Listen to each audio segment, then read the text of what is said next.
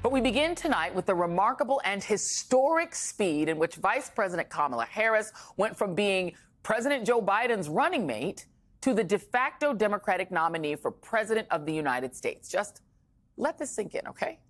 In the 53 hours since President Biden announced that he was no longer running for re-election and endorsed VP Harris, she has raised more than $100 million from more than 1 million unique donors, according to her campaign.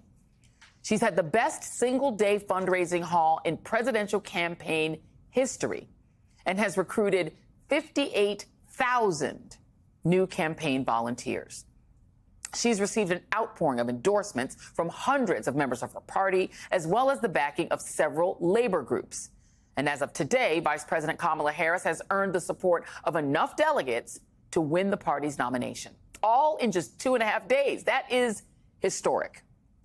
The VP also held her first presidential campaign rally near Milwaukee, Wisconsin today, where she began to make her case against Trump to voters in a crucial swing state, highlighting Project 2025, as well as Donald Trump's support for abortion bans and tax cuts for the super rich.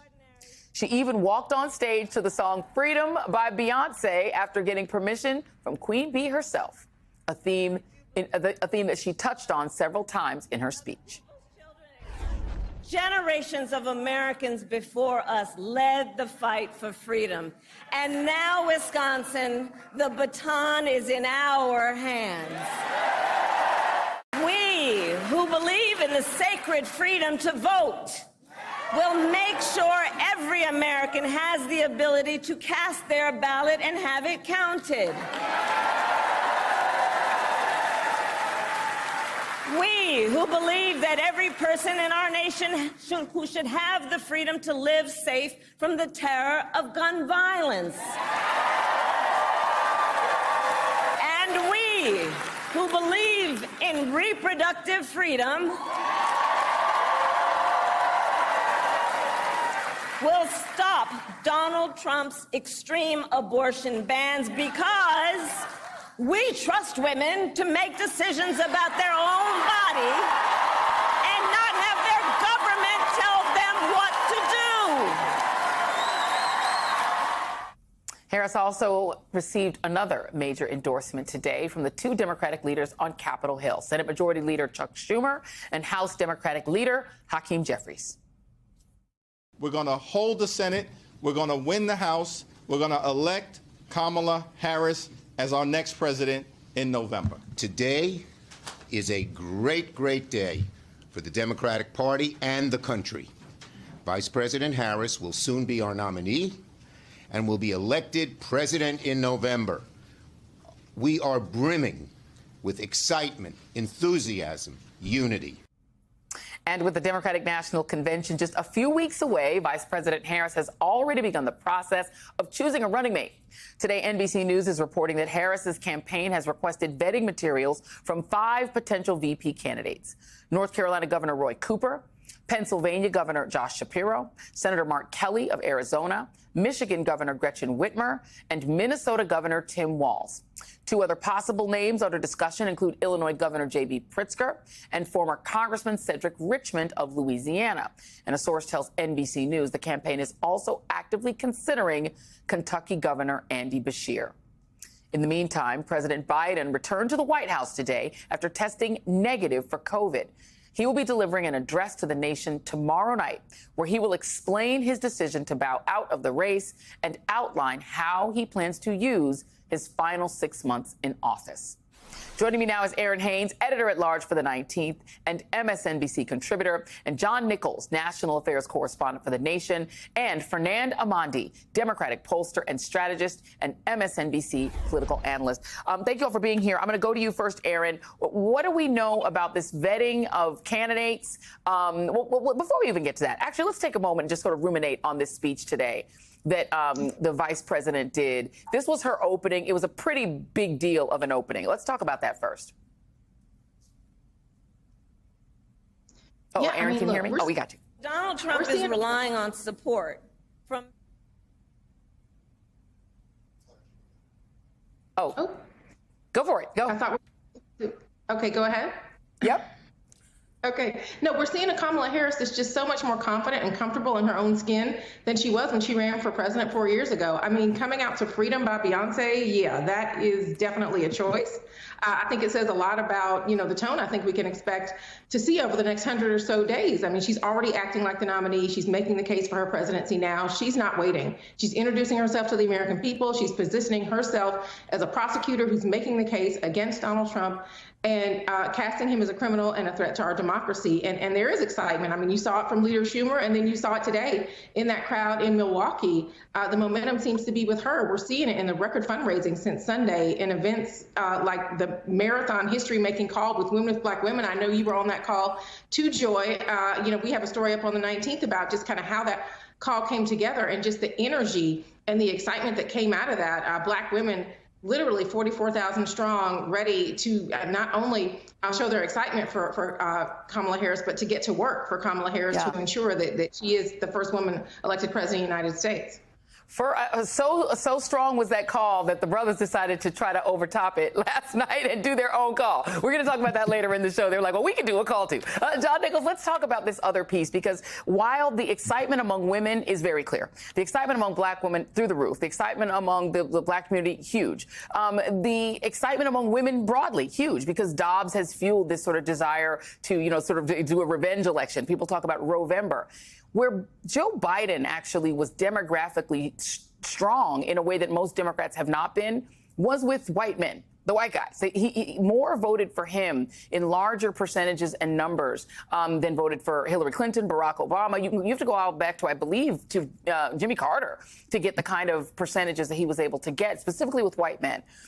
That's a place where Kamala Harris wants to try to, Vice President Harris wants to try to rebound, and working class voters. Sort of gauge for me her appeal there and whether or not some of that crossover can take place.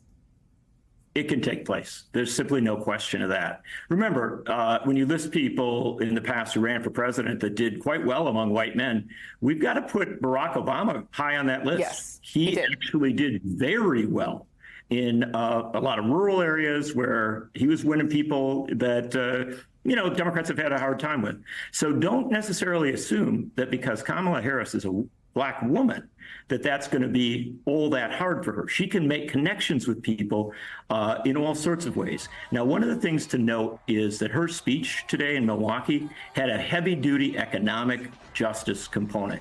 She was going right to those issues, and she's excellent at talking about them. Also, remember, the unions, not just, the unions you might think would be quick and easy, but a lot of industrial unions and unions in the building trades are stepping up. The AFL-CIO itself has endorsed her very rapidly. Why? Because although the media doesn't cover labor very well, over the last few years, Kamala Harris has been the White House point person on working with unions. She actually has headed the group within the White House that works with unions. She's talked to all of these folks, all the leaders, but also she's appeared at the conventions. She's been in the union halls. Now, I know unions are multiracial and multi-ethnic, but I can tell you that it is working with unions that you can cross a lot of those lines that are sometimes difficult. So I see Harris as actually very well positioned to get a substantial portion of the white male vote, as well as the broader working class vote, multiracial, multi-ethnic. And I'm talking to leaders in rural counties because I write a lot about rural. And I am telling you, there is excitement there. There were people at this rally in Milwaukee who had driven from rural counties around Wisconsin because they wanted to be a part of it. In fact, there were so many people that came to the rally in Milwaukee, they had to move it to a bigger venue. And they even then had challenge on dealing with that crowd. So something's going on here. And it isn't just big city. It's small industrial towns, places that have been left behind. And it's also rural areas. Now, this is a challenge for her. She's got to talk about this. She's got to do speeches like she did today, where she blends it all together, brings reproductive rights, brings, all of the other issues, but then gets that economic justice in there. If she does, she'll be very successful at it. It doesn't hurt that she's running against somebody, J.D. Vance, who wrote a whole diss track book about Appalachia and who, with his partner Donald Trump, is promising to get rid of Obamacare, which means rural hospitals will continue to disappear, and who wants to cut taxes on the super rich and tax basically people down the scale more than their CEOs are getting taxed, and that their economic plan is all trickle-down economics. Probably helpful. The other side is helping her out. Fernand, let's talk about this combination. I want to now circle back to this vice presidential pick because, you know, there are different ways to think about it. You can think about it as you pick somebody who can help you bring a state. A lot of people thinking Josh Shapiro, critical Pennsylvania. You think about a Mark Kelly, astronaut, you know, a wife with a really compelling story. You know, some people are like, put 2 women, big Gretch, you know, go to Michigan, win Michigan, and also just maximize women.